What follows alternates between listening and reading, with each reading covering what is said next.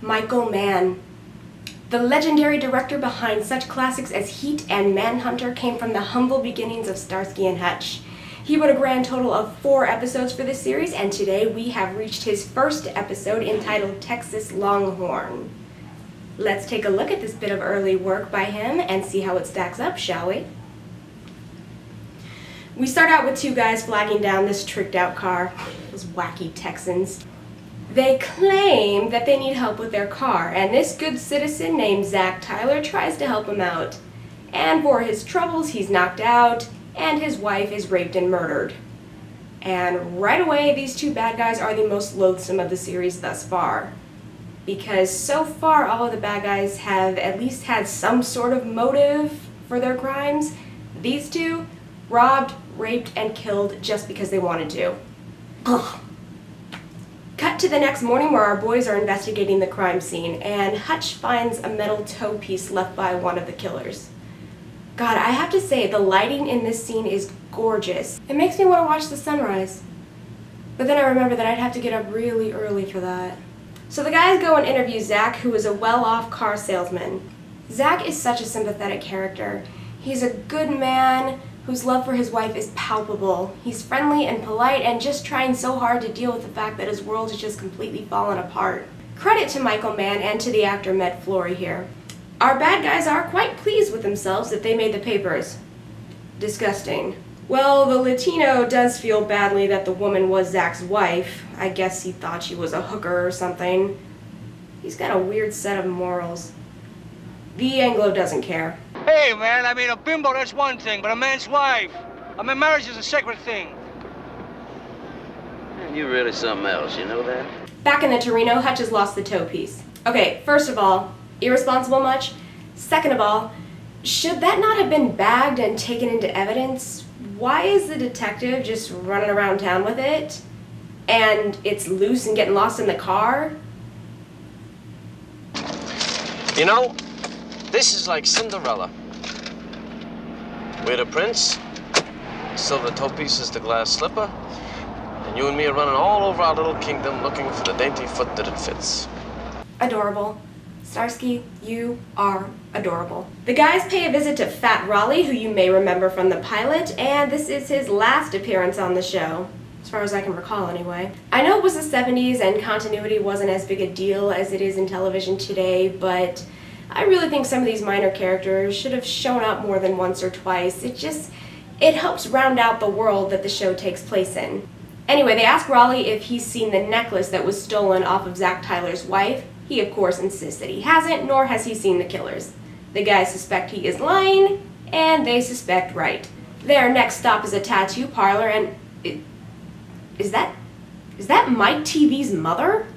Whoa. They deduce from her that the Anglo must be a sailor. And we discover that Raleigh does have the necklace. How shocking! He gets an attack of the guilts, I guess, and tries to contact the guys through Huggy.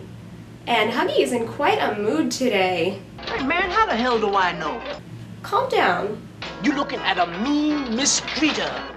Careful, Mean Joe Green is a pussycat compared to this Huggy Bear. Aw, Huggy, you're cute, but nobody's scared of you. Sadly, the husband of Raleigh's girlfriend, how did Raleigh get a girlfriend? Has gotten to him before the guys can and has beaten him into submission.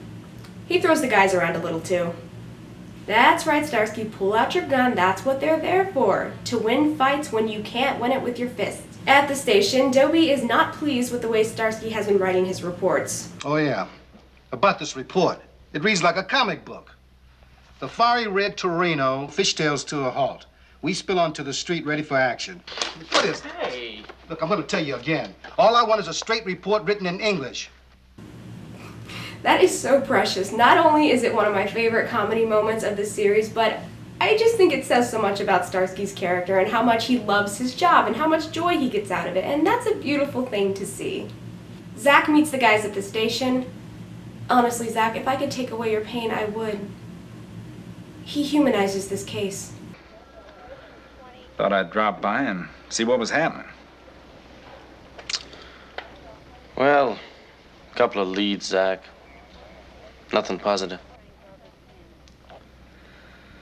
When I think of them 2 killers walking around in broad daylight, polluting up the air, free as a bird. We'll get them, Zach.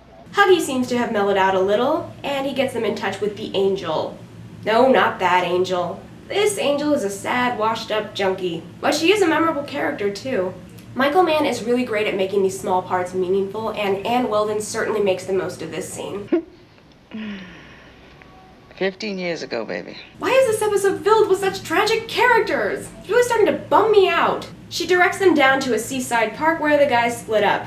Starsky finds the Latino, who is not willing to go quietly. He takes the woman hostage, but luckily Hutch shows up to help Starsky out. Teamwork! One down, one to go. Unfortunately, Zach claims that the Latino is not the killer. Zach would rather handle this Texas style, if you know what I mean. And Zach, I feel ya, I really do, but it's a bad idea. They try to get Dobie to hold the guy, but he won't do it. Come on, Dobie, be a team player. Oh, I have to mention this recurring phone bit in this episode where Starsky tries to use the phone, it doesn't work out for him, so Hutch does it and does it successfully. Does that fuel your ego, Hutch? Does it make you feel like a man? Does it? So Zach takes his revenge on the Latino, and it is kind of satisfying, I have to admit it. Raleigh leads them to a blood bank where the Anglo sells his blood for drinking money. That's just one of the saddest, most pathetic things I've ever heard. I love this nurse. She is just so completely done with everybody. It's like how I feel most of the time, but I have to keep it buried. And there's also a great moment here where Starsky silently makes Hutch do all the work with this woman. As much crap as Hutch gives Starsky, their relationship really is on equal ground, and it's clear in little moments like this where you can see that Starsky has as much control over Hutch as Hutch has over Starsky. It's just that Starsky goes about it a bit more subtly. Starsky tries in vain to get some candy from this vending machine. You get out of here! This machine jipped me out of a peanut bar. Get out of here and take your nosy friend with you. I got people waiting. Why is the universe always trying to keep Starsky and food apart? Why are they breaking up my OTP like this? They finally track down the Anglo and a firefight breaks out, as it must in every climax. Bad guys start shooting, Zach shows up and starts shooting, our heroes start shooting. You know, I really hope there are no innocent bystanders around. The chase moves to the junkyard and Zach is hit. Well, there was really only one way this could end. Brilliant Starsky drops a crane on the bad guy, lifts him into the air, and then drops him again. Starsky, I love everything about who you are. And Zach is dying. I don't think the audience wanted to see him go to prison, but you can't just walk away from murder, so... Like I said earlier, death was kind of the only way out for Zach's character at this point. And as much as I like him, he gives a really, really long death speech. Like, seriously. Can we wrap it up, please? Well, let me tell you a story my grandpappy told me. There's this scorpion, see? You want to get across the river. And as long as he was in the water, he wouldn't sting him. Are you still talking? Come on, Zach, go into the light already. Starsky. Yeah. He's dead. Finally! And our tag comes at Huggies once again. And Huggies in a great mood today. Hey, Starsky, why don't you unbutton that shirt just a little more, Let me fix you the Starsky special. What about me? Beer. So I have this theory that Huggy likes Starsky just a little bit more than he likes Hutch. I don't think he'd ever say that, but it's just a vibe I get in moments like this. But on the flip side, I'm pretty sure that Dobie likes Hutch a little bit more than he likes Starsky. I might go deeper into this as more examples crop up. Just a theory. Anyhow, Lillian and her jolly green giant husband show up to apologize. Happy endings all around, I guess. I'm beginning to think that everybody in this town is crazy, except you and me. Honey, I was beginning to have serious doubts about you. And that was Texas Longhorn. And from a writing standpoint, it's a very good episode. Michael Mann is a talented guy.